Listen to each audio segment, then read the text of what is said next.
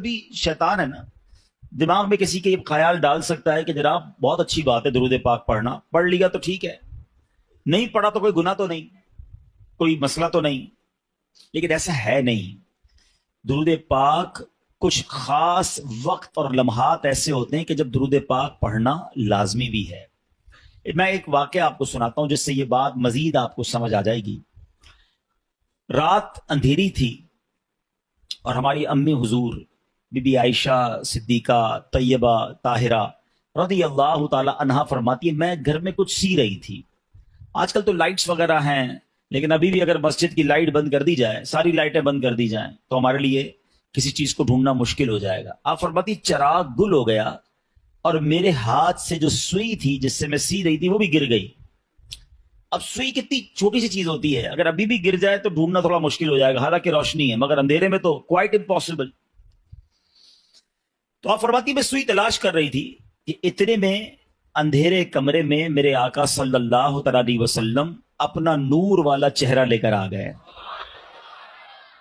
اچھا دیکھیں، آج بھی دنیا میں اللہ تعالیٰ نے کچھ لوگوں کے چہروں پہ بڑا نور، بڑی روشنی، بڑی رونق دی ہوتی ہے، لیکن ہم نے یہ کبھی نہیں سنا. ہم یہ کہتے ضرور ہے کہ یہ چہرہ بڑا نورانی ہے یا بڑا چمکتا ہوا ہے، مگر سرور کائنات علیہ الصلوۃ والسلام کے نور کا عالم دیکھیں کہ میرے آقا جب ان کے کمرے میں داخل ہوتے ہیں، بی بی عائشہ فرماتی چہرہ انور سے اتنا نور نکلا کہ پورا کمرہ ہی جگمگانے لگ گیا. اور کتنا جگمگایا، کتنی روشنی ہوئی کہ آپ فرماتی اس نور کی روشنی میں نے اپنی گمشدہ سوئی کو تلاش کر لیا. سمجھ آ رہی بات؟ اچھا پھر جب یہ منظر تو ہو گیا، اچھا یہ حدیث آپ نے کئی بار سنی ہوگی مگر بعض اوقات یہیں تک سنی ہے. اس کا اگلا حصہ بڑا امپورٹنٹ ہے. بی بی عائشہ صدیقہ رضی اللہ تعالی عنہا نبی پاک سے بڑی محبت کے ساتھ عرض کرتی ہیں کہ یا رسول اللہ، میرے آقا آپ کتنے حسین ہیں، آپ کتنے باکمال ہیں. پیارے آقا علیہ الصلوۃ والسلام نے فرمایا اے عائشہ، ہلاکت ہے اس کے لیے جو قیامت کے دن میرا دیدار نہ کر سکے گا. اچھا ذرا تھوڑا سا سمجھو بات کو. بروز قیامت جو نبی پاک علیہ الصلوۃ والسلام کا دیدار بھی نہیں کر سکے گا، اس کی محرومی سمجھ رہے ہیں آپ؟ یقیناً دیدار مصطفیٰ بڑی سعادت، جو نہیں کرے گا وہ محروم. لیکن اس کی اور ایک انٹرپریٹیشن بنتی ہے، اس کی ایک اور شرح بنتی ہے کہ مجھے ایک بات تو بتائیں، قیامت کے دن شفاعت کس نے کرنی ہے؟ نبی پاک علیہ الصلوۃ والسلام نے کرنی ہے نا. ہمیں پیاس لگے گی تو آب کوثر کس نے پلانا ہے؟ پیارے آقا نے پلانا ہے. ہم پلسرات سے گزریں گے تو رب سلم کی صداؤں سے گزارنا کس نے ہے؟ یعنی محشر کے دن تو قدم قدم پر ہمیں نبی پاک کی حاجت ہے. اور جس کی نبی پاک سے ملاقات ہی نہ ہو سکی، جو قیامت کے دن ان کا دیدار بھی نہ کر سکے گا، وہ تو مارا گیا نا. اب پوائنٹ سمجھ رہے ہیں؟ آقا علیہ الصلوۃ والسلام نے فرمایا ہلاکت ہے اس کے لیے جو میرا قیامت کے دن بھی دیدار نہیں کر سکے گا. بی بی عائشہ نے فوراً پوچھا یا رسول اللہ وہ کون ہے بدبخت؟ آپ علیہ الصلوۃ والسلام نے فرمایا بخیل ہے وہ شخص. بخیل کہتے ہیں عربی میں کنجوس کو. کنجوس ہے وہ شخص. کہ حضور کون کنجوس، کون بخیل؟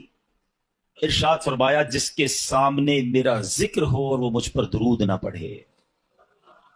اب ذرا غور کیجئے، نبی پاک کا نام سننا ہے یا سرور کائنات صلی اللہ تعالی علیہ وسلم کا نام لینا ہے تو پھر درود پڑھنا ہے، وہاں کنجوسی نہیں کرنی ہے.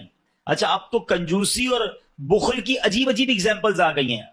اچھا پہلے تو درود نہیں پڑھتے تھے، اب پتہ نہیں کیا ہو گیا، درود بھی پڑھتے تو شارٹ فارم والا، نبی پاک کا نام لیا اور ساتھ سلام کہہ دیا.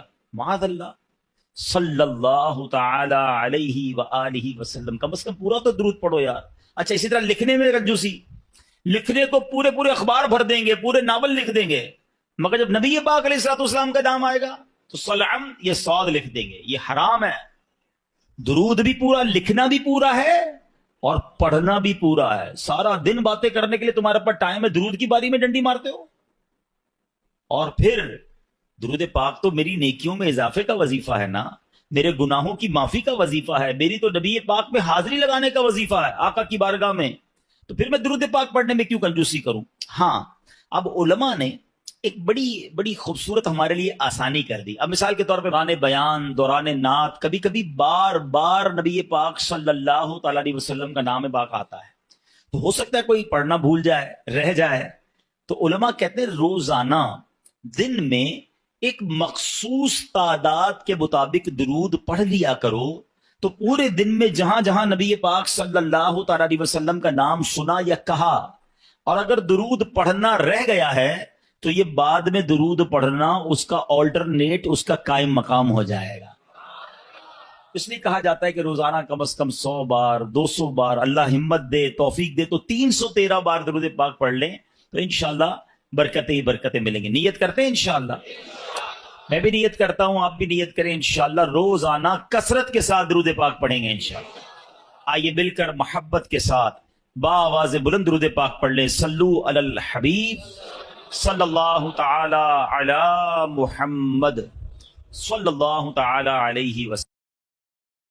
جاہد رحمت اللہ تعالی فرماتے ہیں جب آدمی کسی بیماری میں مبتلا ہوتا ہے تو حضرت ملک الموت کا قاصد اس کے پاس ہوتا ہے، حتیٰ کہ جب وہ مرض الموت میں گرفتار ہوتا ہے تو حضرت ملک الموت خود اس کے پاس تشریف لا کر فرماتے ہیں تمہارے پاس پے در پے میرے قاصد آتے رہے، ڈرانے والے آتے رہے، تم نے اس کی کوئی پرواہ نہیں کی، اب تمہارے پاس ایسا قاصد آیا ہے جو دنیا سے تمہارا نام و نشان مٹا دے گا۔ یہ جو بیماری ہے نا، یہ بھی ایک پیغام ہے موت کا۔ اللہ کرے کہ ہم سمجھیں، اللہ کرے کہ ہم عبرت حاصل کریں۔ اے میرے پیارے اسلامی بھائیوں، اب بیماری آ جائے تو بندے کو کرنا کیا چاہیے؟ اللہ کرے کہ ہم ایسے کام کریں۔ تو امام غزالی رحمت اللہ تعالی علیہ فرماتے ہیں مریض کو چاہیے جب کوئی مرض میں ہونا موت کو کثرت سے یاد کرے، توبہ کرتے ہوئے موت کی تیاری کرے، ہمیشہ اللہ پاک کی حمد و ثنا کرے، خوب گڑ گڑا کر دعا کرے، اللہ پاک کے حضور عاجزی اور انکساری کا اظہار کرے، مناسب علاج کروائے، شکوہ و شکایت نہ کرے، اور جب شفا نصیب ہو جائے تو اللہ پاک کا شکر ادا کرے۔ یہ بیماری میں کرنا چاہیے۔ ہم کیا کرتے ہیں؟ او ہو بڑا سر میں درد ہے، بڑا پیٹ میں درد ہے، بس یار بہت پریشان، اتنا شکوہ اتنی شکایت۔ اچھا سب کو بتانا ہے، کیا کوئی علاج کر دے گا ہمارا؟ شفا دینے والی ذات کس کی ہے؟ تو اللہ سے بات کرے نا، لوگوں کو کیوں بتاتے پھرتے ہیں؟ اس سے گویا اب بڑی تصوف والی بات کرنے جا رہا ہوں، تھوڑی باریک بات ہے سمجھیے گا۔ حضرت رابعہ بصریہ بہت بڑی ولیہ گزری ہیں رضی اللہ تعالیٰ عنہ۔ ایک بندے کو دیکھا اس نے سر پہ پٹی باندھی ہوئی تھی، حضرت رابعہ نے کہا کہ سر پہ پٹی کیوں باندھی ہے؟ کہا حضور سر میں بہت درد ہے۔ آپ نے فرمایا آج تم بیمار ہو تو درد کی پٹی باندھی ہے، جب صحت میں تھے تو صحت کی پٹی باندھی تھی؟ بات بہت باریک ہے، سمجھدار آدمی اس بات کو پکڑ لیں گے۔ یعنی تمہیں آج اللہ نے کچھ دنوں کے لیے بیمار کیا تو سارے جہان کو بتا رہے ہو کہ اللہ نے بیمار کیا، درد کی پٹی باندھی۔ جب اللہ نے اتنے دنوں تک صحت مند رکھا تھا، کوئی پٹی باندھ کے بتایا لوگوں کو کہ میں بڑا صحت مند ہوں؟ بعض اوقات بیماری کا اظہار، مصیبت کا اظہار کہیں ایسا نہ ہو یہ شکوہ بن جائے، کمپلین بن جائے کہ اللہ نے بیمار کیا ہے، اللہ نے تکلیف بھیجی ہے۔ نہیں میرے پیارے اسلامی بھائی، اگر کوئی بیماری پر صبر کر جائے نا، احادیث میں مضمون ملتا ہے اللہ شفا بھی دیتا ہے، اس کے گناہوں کو معاف بھی کر دیتا ہے۔ یعنی بیماری مصیبت تو میرے گناہ معاف کروانے آئی تھی، مگر شکوہ شکایت کمپلین ہمارا تو کچھ لوگوں کی تو عادت ہی ہوتی ہے نا، جب ان سے ملے کیا حال ہے، اب جیسے ہی پوچھا نا اپنے کیا حال ہے، اب لسٹ شروع ہو جائے گی، بس یار سر میں بھی درد ہے، پیٹ میں بھی درد ہے، مارکیٹ بھی خراب ہے، گھر میں بھی اچھا نہیں ہے، اتنی پرابلمز بتا دے گا بندہ کہ یار نہ ہی پوچھتا تو اچھا تھا۔ کبھی تو شکر الحمدللہ کہہ دو، کبھی تو کہہ دو اللہ نے بڑا اچھا رکھا ہے، اللہ نے بڑی مہربانی کی ہے، کروڑوں سے اچھا رکھا ہے۔ کیوں نہیں کہتے زبان سے؟ شکر ادا کرنے والے بنے، کمپلین کرنے والے نہ بنو۔ اور بیماری سبحان اللہ، ہمارے اسلاف جو ہے نا وہ تو اس طرح مصیبت کو ویلکم کرتے تھے۔ حضرت فتح موصلی رحمت اللہ تعالی کے بارے میں آتا ہے کہ ان کی زوجہ تھی، ایک بار کہیں جا رہی تھی تو راستے میں پاؤں کو ٹھوکر لگی، ناخن اکھڑ گیا۔ اب ناخن اکھڑنے کی تکلیف سمجھتے ہو نا، جان نکل جاتی ہے۔ اب مسکرانے لگی۔ کسی نے کہا آپ کو تکلیف نہیں ہوئی؟ کہا تکلیف تو ہوئی، مگر اس تکلیف پر جو میں صبر کروں گی اور صبر پر جو مجھے ثواب ملے گا وہ ثواب یاد کر کے مسکرا رہی ہوں۔ اللہ اکبر، یہ ایسے لوگ تھے۔ اور ہم جناب چھوٹی سی چوٹ پر اتنی شور مچا رہے ہوتے ہیں، تھوڑا سا نقصان ہو جائے، اچھا جناب وہ کیا ہوا، بس وہ موٹر سائیکل کا انڈیکیٹر ٹوٹ گیا تو موبائل ہاتھ سے گر گیا تو فلاں نقصان ہو گیا، فلاں پرابلم، سب کو بتائیں گے۔ 2 4 5 ہزار کا نقصان ہو گیا پورے محلے کو بتائیں گے۔ کیوں بتائیں گے بھائی؟ کوئی دے دے گا آپ کو؟ دے گا کوئی نہیں، ثواب بھی چلا گیا۔ صبر کرتے تو یہ نقصان تمہارے لیے ہو سکتا ہے گناہوں کا کفارہ بن کر آیا ہو۔ روایتوں میں آتا ہے کہ مومن کو پہنچنے والا ہر نقصان، یہاں تک کہ اس کے جوتے کا تسبہ بھی ٹوٹ جائے نا، وہ بھی اگر کسی کا لاس ہوتا ہے اور وہ صبر کرے تو وہ اس کے گناہوں کا کفارہ بن جاتا ہے، اس کے لیے نیکی کا باعث بن جاتا ہے، مگر صبر کریں تو نا، ہم نے تو سب کو بتانا ہے۔ اچھا معاملہ بڑا عجیب ہے، نقصان ہو تو سب کو بتانا ہے، نفع ہو تو کسی کو نہیں بتانا ہے۔ یہ ضرور بتائیں کہ 5,000 کا نقصان ہو گیا، کبھی آ کے بتائیں کہ 50,000 روپے کمائے ہیں؟ نہیں، وہ کیوں بتاؤں بھائی، گھر والوں کو تو بالکل بھی نہیں بتاؤں گا، خرچہ شروع کر دیں گے گھر والے، ان کو جب بھی بتانا نقصان کی خبر دینی ہے۔ نہیں میرے پیارے اسلام، اللہ کا شکر ادا کریں، نہ بتائیں کسی کو نقصان۔ وہ شاعر کہتے ہیں نا، کسی کا احسان کیوں اٹھائیں، کسی کو حالات کیوں بتائیں، کیوں بتاؤں میں کسی کو میرے ساتھ کیا گزر رہی ہے، میں جانوں میرا رب جانے نا۔ کسی کا احسان کیوں اٹھائیں، کسی کو حالات کیوں بتائیں، تم ہی سے مانگیں گے تم ہی دو گے، تمہارے در سے ہی لا لگی ہے۔ اللہ کی بارگاہ میں ہم عرض کریں گے، اللہ کے حبیب علیہ الصلوۃ والسلام کی بارگاہ میں عرض کریں کہ اللہ حبیب پاک کے وسیلے سے ہم پر رحم کر دے، لیکن یہ دنیا والوں کو نہ بتایا کرو، اور خاص طور پہ بیماری، اس میں تو زیادہ توبہ استغفار کرنا۔ دیکھیں، اگر کہتے ہیں نا مائنڈ سیٹ ہو نا عبرت لینے کا، پرابلم یہ مائنڈ سیٹ نہیں ہے، ہمیں میسج ملتا ہے ہم اس کو میسج کو کر لیتے ہی نہیں ہے، ہم کہتے ہیں نہیں یار نارمل سی بات ہے، حالانکہ بیماری میں جو ہماری کہتے ہیں نا ترم خانی نکل جاتی ہے، آواز نہیں نکل رہی ہوتی ہے، طبیعت آؤٹ ہو جاتی ہے، کھڑے ہونے کا جی نہیں چاہتا، ایسے جو اکڑ اکڑ کے چل رہے ہوتے ہیں نا، ان کو کھڑے ہونے کی ہمت نہیں ہوتی ہے۔ یہ پیغام ہے کہ یہ تیری اوقات ہے، بستر سے بندہ کھڑا نہیں ہو سکتا۔ ایسی ایسی بیماریاں ہوتی ہیں، ہم سب کے ساتھ ایسا ہوا ہوتا ہے، یہ پیروں میں جان نہیں ہوتی۔ ماشاءاللہ 5 وقت کا نمازی ہوتا ہے، بعض اوقات ایسا بیمار ہوتا ہے کہ کھڑے ہو کے نماز نہیں پڑھ سکتا، اس کو کرسی پہ بیٹھ کے نماز پڑھنی پڑتی ہے۔ اس وقت احساس ہونا چاہیے کہ جب پیر پہ کھڑا ہوتا ہوں تو یہ میرے رب کی قدرت کھڑا کرتی ہے۔ اب کھڑے ہو کے اکڑنا نہیں ہے، اب کھڑے ہو کے روب نہیں جمانا لوگوں پر، ظلم نہیں کرنا ان ہاتھوں اور پیروں سے۔ عاجزی انکساری کے مولا کھڑا کیا، وہ بھی تو نہیں کیا ہے، بولنے کی طاقت دی تو نہیں دی، ارے کھانے کو جی نہیں چاہتا، بولنے کو جی نہیں چاہتا، جب طبیعت خراب ہو منہ کڑوا ہو جاتا ہے۔ یہ سب چیزیں پیغام ہے، عبرت تو لو، یہ میری اوقات ہے۔ پیٹ خراب ہو جائے انسان کا، وہ دنیا بھر پہ روب جمانے والا کمرے سے باہر نہیں نکل سکتا، ایسی حالت خراب ہو جاتی۔ یہ سب یہ اوقات یاد دلاتی ہے بیماری ہمیں، مگر عبرت لینے والا تو کوئی ہو نا۔ روایتوں میں آتا ہے اللہ کے حبیب علیہ الصلوۃ والسلام فرماتے مومن جب بیمار ہو کر اچھا ہو جائے تو بیماری سابقہ گناہوں سے کفارہ ہو جاتی ہے اور آئندہ کے لیے نصیحت ہو جاتی ہے۔ یہ نصیحت لینے والا ہونا۔ منافق کیا کرتا ہے، نبی پاک نے فرمایا منافق جب بیمار ہو پھر اچھا ہو، اس کی مثال اونٹ کی ہے، مالک نے اسے باندھا پھر کھول دیا، نہ تو اسے معلوم کیوں باندھا نہ اسے معلوم کیوں کھول دیا۔ لوگ بیمار ہو کر بھی عبرت نہیں لیتے نا۔ منافق کی یہ نشانی بتائی گئی کہ فرق ہی نہیں پڑتا۔ اے کاش ہمیں اپنی بیماریوں سے، اپنی مصیبتوں سے سبق لینا مل جائے کہ صبر جانا ہے۔ یہی بات جو میں کر رہا ہوں نا، حضرت مفتی احمد یار خان نعیمی نے اس حدیث پاک کے تحت کیا لکھا، آپ فرماتے مومن بیماری میں اپنے گناہوں سے توبہ کرتا ہے، وہ سمجھتا ہے کہ بیماری میرے کسی گناہ کی وجہ سے آئی ہے اور شاید یہ آخری بیماری ہو جس کے بعد موت ہی آ جائے، اس لیے اسے شفا بھی نصیب ہو جاتی ہے اور مغفرت بھی نصیب ہو جاتی ہے۔ اچھی سوچ لاتا ہے نا، توبہ کرتا ہے۔ اب منافق کیا کرتا ہے، فرمایا غافل انسان منافق یہ سمجھتا ہے کہ میں تو فلاں وجہ سے بیمار ہوں، رات کو گیا تھا دعوت میں، وہ غلط قسم کا کھانا کھا لیا اس لیے پیٹ خراب ہو گیا، میں نے ڈرنک پی لی تو گلا خراب ہو گیا۔ وہ کوئی نہ کوئی اسباب ڈھونڈ رہا ہوتا ہے، یہ نہیں سوچتا اللہ نے بھیجی بیماری، اور بس اب تھوڑی سی دوا وغیرہ پیوں گا، فلاں ہوا چل رہی ہے آج کل، فلو چل رہا ہے اس لیے بیمار ہو گیا ہوں، بس اب جب ٹھیک ہو جاؤ گا دوا سے تو کہے گا وہ دوا کھائی تھی تو ٹھیک ہو گیا۔ وہ اللہ رب العالمین کی طرف توجہ ہی نہیں کرتا، اسباب پر توجہ کرتا ہے، خالق کے اسباب کو بھول جاتا ہے۔ فرمائیے منافق کی نشانی ہے کہ وہ اپنے گناہوں پر غور نہیں کرتا، اس بیماری کو میسج نہیں سمجھتا۔ تو اے میرے پیارے اسلام میں مجھے اچھی طرح اندازہ ہے، میں جب یہ بیان کی تیاری کر رہا تھا نا، مجھے اندازہ تھا کہ یہ بیان اتنا انٹرسٹنگ بیان نہیں ہوگا۔ شیطان ہے نا، ہمیں موت کی بات کرنا بھی بوریت ہو سکتا ہے، کسی کو بوریت بھی ہو رہی ہو کہ یار یہ کون سا ٹاپک لے کے آ گئے ہیں، لیکن وہی بات ہے، اگر ہم بات نہیں کریں گے تو سمجھیں گے کب، اس کو ریئلائز کب کریں گے، اس کے بارے میں تیاری کب کریں گے؟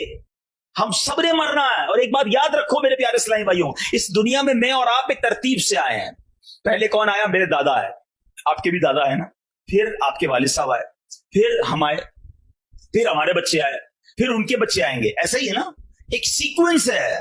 مگر جانے کی یہ سیکوینس ہو یہ ضروری نہیں ہے۔ دادا موجود ہوتا ہے اور پوتا قبر میں چلا جاتا ہے، باپ موجود ہوتا ہے اور بیٹے کا جنازہ وغیرہ ہوتا ہے، ایسا ہے نا، آپ نے بھی دیکھا ہے نا۔ قبرستان جایا کرو نا، آپ کو 70 سال کی عمر کی بھی مردے کی قبر ملے گی اور 20 سال کے نوجوان کی قبر بھی ملے گی، 5 سال کے بچے کی قبر بھی ملے گی۔ اس کا مطلب کیا ہوا کہ موت آنے کے لیے کوئی عمر کی گارنٹی نہیں ہے، کوئی لمٹ نہیں ہے، کبھی بھی آ سکتی ہے۔ बचपन से एक शेर सुन रहे हो ना, आगाह अपनी मौत से कोई बशर नहीं, सामान 100 बरस का है, पल की खबर नहीं। कुरान क्या कहता है सुनो, यही बात कुरान मजीद ने कैसे समझाई है। अल्लाह कुरान पाक में फरमाता है, या अय्युहल इंसानु इन्नका कादिहुन इला रब्बिका कदहन फमुलाकी। अल्लाह फरमाता है, ए आदमी, बेशक तुझे अपने रब की तरफ यकीनी दौड़ना है, फिर उससे मिलना है। हजरत फुजैल रहमतुल्लाह तआला ने एक शख्स से बड़ा कमाल का सवाल किया, तुम्हारी उम्र कितनी होगी? कहा 60 साल। फरमाया 60 साल से तुम अल्लाह पाक की तरफ सफर कर रहे हो, करीब उस पर पहुंच जाओगे। ये मैं और आप जो चल रहे हैं ना, कोई 30 साल 40 साल 50, हम सफर कर रहे हैं, अल्लाह के पास जा रहे हैं। एक्चुअली ये ट्रेवल है। अल्लाह कह रहा है कुरान में, ए आदमी, बेशक तुझे अपने रब की तरफ यकीनी दौड़ना है, फिर उससे मिलना है। कि तुम्हारा सफर जारी है, थोड़े दिनों बाद मिल लोगे अपने रब से। साहबी रसूल हजरत अबू दरदा रज़ी अल्लाह तआला फरमाते हैं, तुम्हारी जिंदगी दिनों का मजमुआ है, मेरी और आपकी जिंदगी जो है ना, वो डेज का मिक्सचर है। जब एक दिन गुजर गया तो तुम्हारी जिंदगी का एक हिस्सा पूरा हो गया। किसी समझदार आदमी का कॉल है, आदमी इस दुनिया पर कैसे खुश हो सकता है जबकि यहां दिन महीनों को, महीने सालों को, और साल जिंदगी को कम करते चले आ रहे हैं। काश काश हम ये समझने वाले बन जाएं। एक और जगह कुरान मजीद फुरकान हमीद में इबरत लेने की बात है ना, अल्लाह कुरान में फरमाता है, युकल्लिबुल्लाहु लैला वन्नहार इन्न फी ज़ालिका लइब्रतन लिउलिल अबसार। अल्लाह कुरान में फरमाता है, अल्लाह रात और दिन को तब्दील फरमाता है, बेशक इसमें आंख वालों के लिए समझने का मकाम है। रात है ना, थोड़ी देर बाद दिन हो जाएगी, दिन के बाद रात हो जाएगी। जैसे रात और दिन बदल रहे हैं ना, एक्चुअली उलमा कहते हैं ये रात और दिन तुम्हारी सवारियां हैं, तुम इस पर सवार होकर अल्लाह की बारगाह में जा रहे हो। गुजरते जा रहे दिन और तुम आगे बढ़ते बढ़ते कब्र में चले जाओगे। काश ये दिन और रात बदलते रहें और हम सोचते रहें कि जिंदगी की एक और रात चली गई, जिंदगी का एक और दिन चला गया, मैं कब्र के और करीब हो गया। एक और जगह सूरह नाज़िआत में फिरौन और उसके लश्कर के गर्क होने का वाकया जिक्र करने के बाद रब ने क्या फरमाया, इन्न फी ज़ालिका लइब्रतन लिमन यख्शा। बेशक इसमें डरने वालों के लिए जरूर इबरत है। उलिल अबसार, गौर व फिक्र करने वाले, निगाह इबरत रखने वाले। जगह जगह कुरान में अल्लाह ने फरमाया कि इबरत रखने वालों के लिए इसमें इबरत है, इसमें पैगाम है, इसमें मैसेज है। एक तो कुरान पढ़ते नहीं और पढ़ते तो समझते नहीं। हमें तो दोस्तों में गपशप से फिक्र नहीं। अच्छा इतला भी मिलती है, पता चला आज उसका इंतकाल हो गया, हाँ वो और दोपहर को भी हमारे साथ था। कोई एहसास नहीं कि यार इस तरह चला गया, मैं भी जाऊंगा। है फला बंद नौजवान का एक्सीडेंट हो गया, फला 20 साल का नौजवान दुनिया से चला गया। ख्याल भी नहीं आता कि यार मैं तो 30 साल का हूं, मैं तो 10 साल ज्यादा उससे जी गया, मेरी भी खबर आएगी। कभी मस्जिद के माइक से ऐलान होता है कि फला भाई का रज़ा इलाही से इंतकाल हो गया, कभी दिल में ख्याल आया कि यार अपने ही नाम अपने आप से पूछे बंदा कि यार कभी ये भी ऐलान होगा कि अब्दुल हबीब का रज़ा इलाही से इंतकाल हो गया। अपने आप को इबरत तो दिलाओ यार कि ये ऐलान भी होने वाला है, ये मैसेज भी चलने वाला है। ईसाले सवाब कर दे, फला का इंतकाल हो गया, 1-2 दिन बात होगी, उसके बाद मैं अकेला कब्र में होऊंगा और मेरे अमाल मेरे साथ होंगे। ऐ मेरे प्यारे इस्लामी भाई, ये शैतान का वार समझो, ये मैं सोचने नहीं देता, ये मैं बात ही नहीं करने देता मौत पर और कब्र पर। हालांकि कब्र में गए तो फिर मैं और आप अकेले ही होंगे और मेरे और आपके अमाल होंगे। हम क्यों तैयारी नहीं कर रहे? शैतान हमें नहीं करने दे रहा मरने की तैयारी। आपको पता है जब किसी का इंतकाल होता है ना, तो घर वाले और दोस्त पता है क्या कहते हैं, मैयत ने पीछे क्या छोड़ा है। मगर इंसान के मरने के बाद फरिश्ते कहते हैं मैयत ने आगे क्या भेजा है। कभी सोचा आपने आगे क्या भेजा है? नेक अमाल हैं कि नहीं, नमाजें हैं कि नहीं, रोजे हैं कि नहीं, सदके हैं कि नहीं, अल्लाह की रिजा वाले काम हैं कि नहीं, कब्र जन्नत का बाग बनेगी या नहीं? क्यों नहीं सोचते? हमारे असलाफ तो ऐसा लगता है कि बस कहते हैं आखिरत की कोई बात समझने का बहाना ढूंढते थे। एक बुजुर्ग के बारे में आता है, कपड़ा बड़ा अच्छा बनाते थे। किसी कपड़े वाले व्यापारी के पास गए, कहा मेरा कपड़ा खरीद लो। उसने कपड़ा देखा और कहा इसमें तो कलर स्कीम भी ठीक नहीं है, स्टिचिंग भी ठीक नहीं है, 2-3 फॉल्ट निकाले। तो बुजुर्ग रोने लग गए। वो कपड़े का व्यापारी कहता रो क्यों रहे हैं, मैं आपका कपड़ा खरीद देता हूं, रोए तो ना। कहते मैं इसलिए नहीं रो रहा कि तुम मेरे कपड़ा में ऐब निकाल रहे हो। कहते मुझे याद आ गया कि मैंने तो अपने हिसाब से बड़ा जबरदस्त कपड़ा बनाया था, मगर ये कपड़ा जब किसी माहिर के हाथ में आया ہے ایکسپرٹ کے ہاتھ میں آیا تو اس نے غلطیاں نکالنا شروع کر دی کہ اسٹچنگ ٹھیک نہیں ہے, کلر ٹھیک نہیں ہے, اس کی سائز ٹھیک نہیں ہے. میں نے تو ساری زندگی اپنے حساب سے نمازیں پڑھی ہیں, صحیح پڑھی ہیں, اپنے حساب سے روزے رکھے ہیں, صدقے کیے ہیں, مگر جب یہ میری نیکیاں اللہ کی بارگاہ میں جائیں گی اور قیامت کے دن کہہ دیا گیا کہ تیرے سجدے قبول نہیں, اس میں اخلاص نہیں ہے, تیرا صدقہ قبول نہیں, اس میں اللہ کی رضا نہیں ہے, تو نے جناب جو روزے رکھے وہ ٹھیک نہیں ہے, تو میں کدھر جاؤں گا؟ اب بتاؤ کدھر کپڑے کی ڈیل, کدھر آخرت کی یاد؟ آپ پوائنٹ سمجھ رہے جو میں سمجھانا چاہ رہا ہوں. یعنی معاملہ دنیا کا ہوتا تھا, وہ آخرت کو یاد کر کے روتے تھے. ہمارے سامنے موت میت پڑی ہے, مگر ہم پھر بھی آخرت کو یاد کرنے کے لیے تیار نہیں, پھر بھی اپنی قبر و آخرت کو یاد کرنے کے لیے تیار نہیں. ایک بزرگ کے بارے میں آتا ہے, پہلے حمام جو ہے نا, پہلے کے زمانے میں, ہمارے اب تو گھروں میں حمام ہوتے, پہلے ایسا نہیں تھا, ایک پورے شہر میں 2-4 حمام ہوتے تھے, لوگ ادھر ہی جا کے نہاتے تھے. تو ایک بہت بڑے بزرگ وہ حمام پہ گئے, اس نے کسی نے روک لیا, کہ پیسے دو. کہ پیسے تو نہیں ہیں, کہ بغیر پیسوں کے حمام میں نہیں جا سکتے. رونے لگ گئے, آخرت کی یاد آ گئی. کہا آپ روئے نا, میں جانے دیتا ہوں, فری میں جانے دیتا ہوں. کہا نہیں اس لیے نہیں رو رہا, کہ یہ حمام تو ایسا ہے جس میں نیک بھی جا کے نہاتا ہے, غریب بھی نہاتا ہے. تھوڑے سے پیسے نہیں تھے, تم نے مجھے اس کے دروازے پر روک دیا. جنت میں تو جائے گا ہی وہی جو رب کا جس سے رب راضی ہوگا. اگر جنت کے دروازے پر مجھے روک دیا گیا کہ نیکیاں نہیں, تمہیں نہیں جانے دیں گے, تو میرا کیا بنے گا؟ آپ سوچو یار, ہمارے بزرگان دین کیسے عبرت حاصل کرتے تھے کہ آخرت کی یاد ان کے دلوں میں ایسے ہوتی تھی کہ واقعہ دنیا کا کوئی ہوتا تھا, فکر آخرت کی ستاتی تھی. ہمارے پیر و مرشد امیر اہل سنت کو اللہ نے بڑا فکر آخرت والا دل دیا ہے. ایئرپورٹ پہ ہم جاتے ہیں, سب جاتے ہیں, کئی لوگ گئے ہوں گے ہم میں سے ایئرپورٹ پر, جیب میں کچھ بھی سامان ہو, بیل بج جاتی ہے, واپس آؤ, پھر نکالو, پھر جاؤ, پھر بھول گئے, پھر بیل بج جائے گی. جس کا سامان تھوڑا وہ فوراً نکل جاتا ہے, جس کا سامان زیادہ اس کو سائڈ میں روک لیتے ہیں. ایسا ہی ہے نا, یہ نارمل سی بات ہے. مگر دیکھیے قبلہ شیخ ترکت امیر علیہ السلام فرماتے ہیں, مجھے ایئرپورٹ پر آخرت کی یاد آتی ہے. قیامت کے دن جس کے پاس تھوڑے سے معاملات ہوں گے, وہ پل صراط سے آسانی سے گزر جائے گا.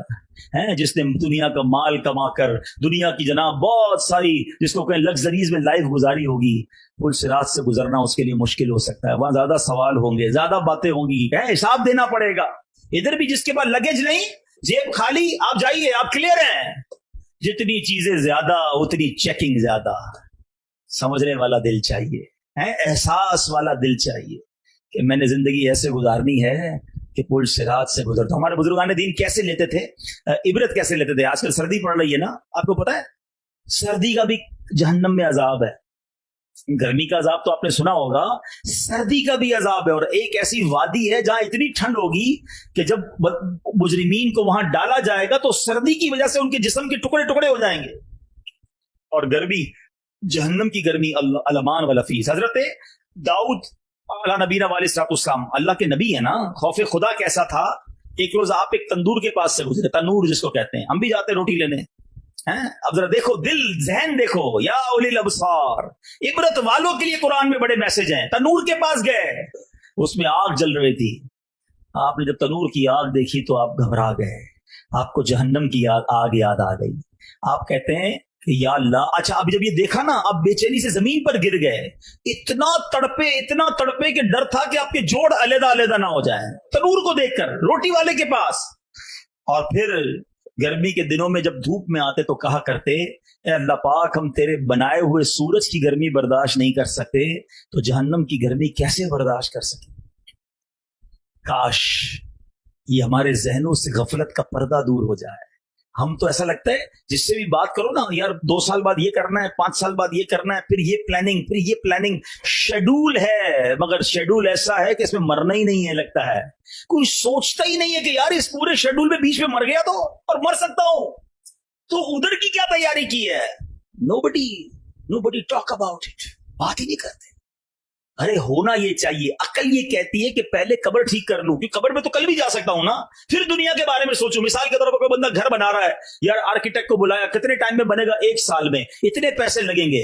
1 سال بعد اتنے لاکھ کروڑ روپے لگا کے تم گھر میں جاؤ گے, قبر میں کل جا سکتے ہو, پہلے وہ تو ٹھیک کر لو.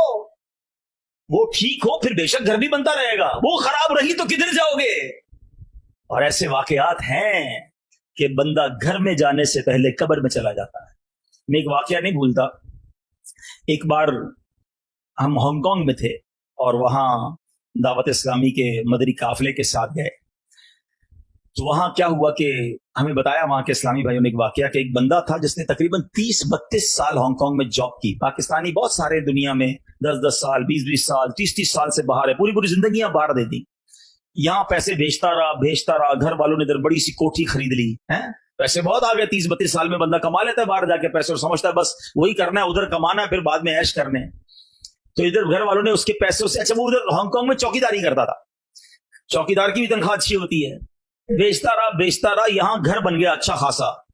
اچھا اب بھی نہ آیا تو خود ادھر چوکیداری کرتا تھا, ادھر گھر کے باہر ایک چوکیدار رکھ دیا کہ بھائی گھر کی خیال رکھو, تھوڑے ٹائم اور پیسے کما لوں پھر ایک ہی ساتھ آؤں گا. 32 سال. اب گھر والوں نے کہا بہت ہو گیا, اب تو آ جاؤ.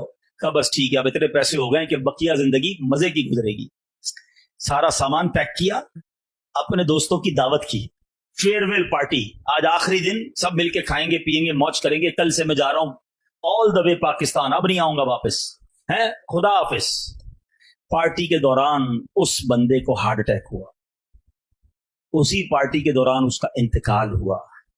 جس جہاز میں اس نے اپنا سامان بک کرایا تھا اسی جہاز میں اس کی میت پاکستان آئی. جو گھر جو 32 سال باہر رہ کر مزدوری کر کے بنایا تھا, ایک رات اس گھر میں نہیں گزار سکا, گھر میں جانے سے پہلے 2 گز کی قبر کے اندر چلا گیا. جگہ جی لگانے کی دنیا نہیں ہے, یہ عبرت کی جا ہے, تماشا نہیں. اللہ کرے میں اور آپ سمجھیں, ہم غافل ہیں, ہم نہیں سوچ رہے کہ ہمیں مرنا ہے, ہم نہیں سوچ رہے کہ ہمیں قبر کی تیاری کرنی, کوئی میسج نہیں آئے گا, کوئی پیغام نہیں آئے گا. بہت ساری چیزوں کے لیے الرٹ آتا ہے, ریمائنڈر آتا ہے, موت کے لیے کوئی ریمائنڈر نہیں ہے کہ جناب 4-5 دن رہ گئے توبہ کر لو. نہیں, صبح پتہ نہیں ہوتا اور رات بندہ قبر میں ہوتا ہے, لیکن بات نہیں کرتے, سوچتے نہیں. ایک مرتبہ حضرت ملک الموت اللہ پاک کے نبی حضرت داؤد علیہ السلام کی خدمت میں حاضر ہوئے. حضرت داؤد علیہ السلام نے ان سے موت کے قاصدوں کے متعلق پوچھا کہ اے ملک الموت بتاؤ موت کے میسنجر کون سے ہیں.